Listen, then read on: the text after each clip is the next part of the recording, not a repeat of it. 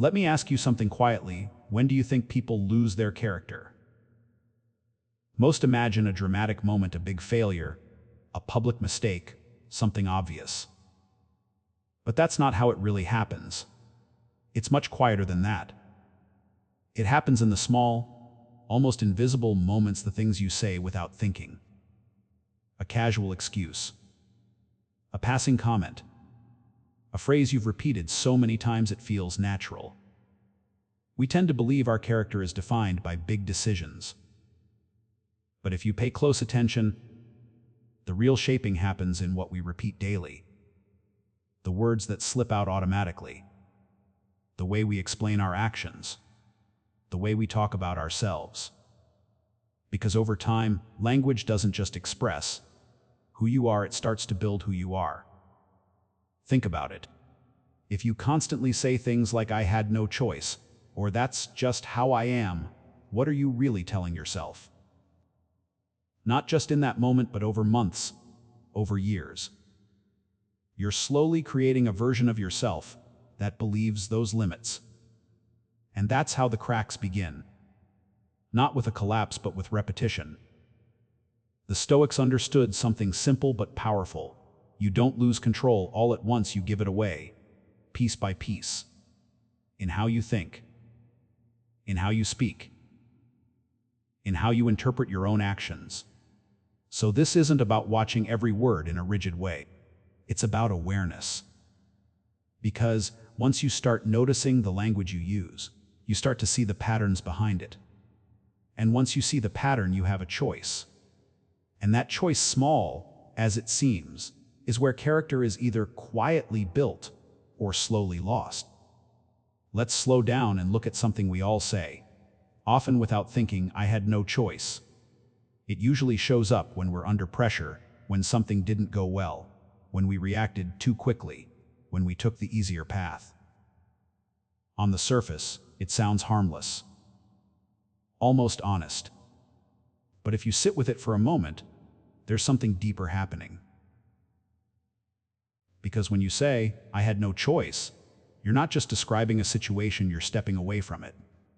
You're turning a decision into something that simply happened to you. And that shift is subtle, but powerful. It moves you from being the person who chose to someone who just reacted. Now here's the uncomfortable part. Most of the time, there was a choice. Maybe not a good one. Maybe not an easy one. Maybe it required patience when you wanted to snap, or discipline when you wanted comfort. But it existed. And that's exactly where character is built, in those moments where doing the right thing feels harder than doing the easy thing. When you remove the idea of choice, you also remove the possibility of growth. Because if nothing was in your control, then there's nothing to learn, nothing to improve, nothing to face. It protects you from discomfort, but it also keeps you stuck. The Stoic way is different. It asks you to stay honest, even when it's uncomfortable.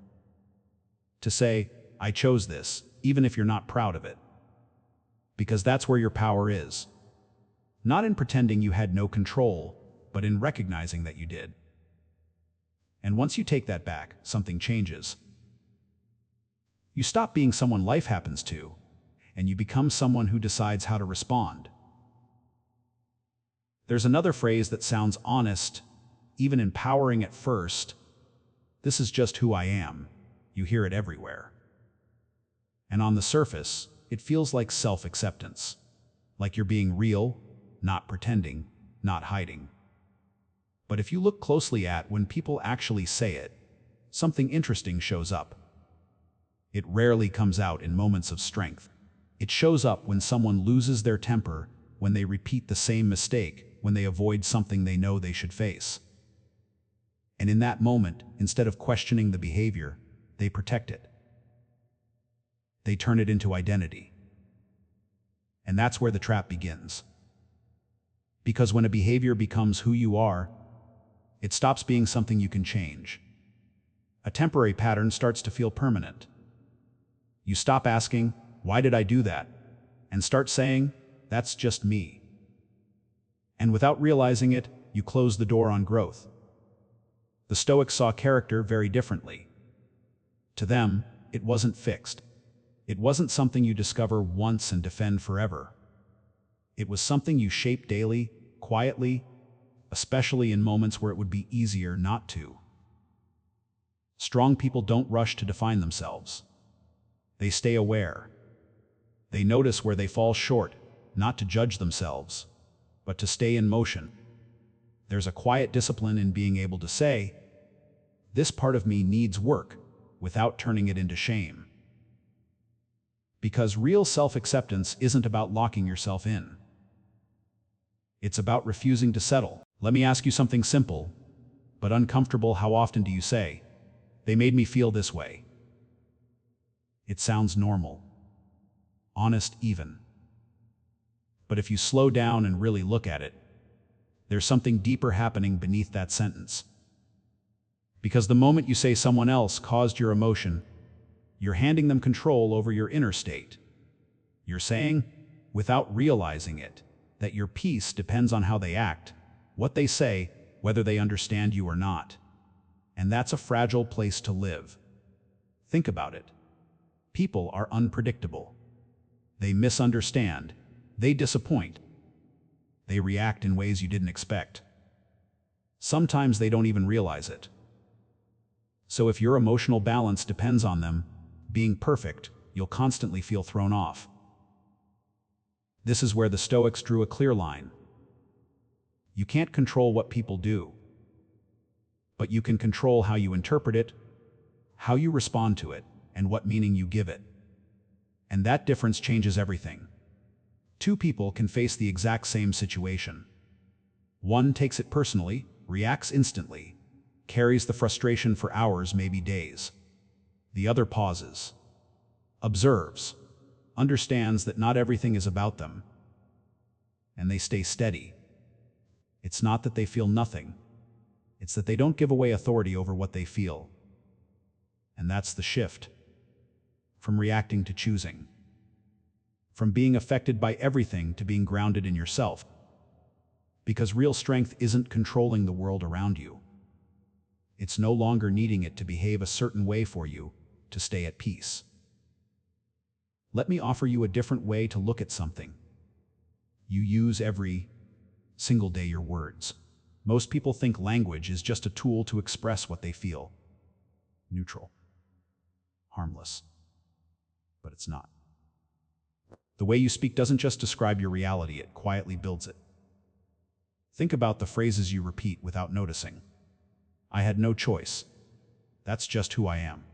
They made me feel this way. Each one sounds small on its own. But over time, they start to form a pattern. And that pattern becomes a belief. You say I had no choice enough times, and you begin to see yourself as someone without control.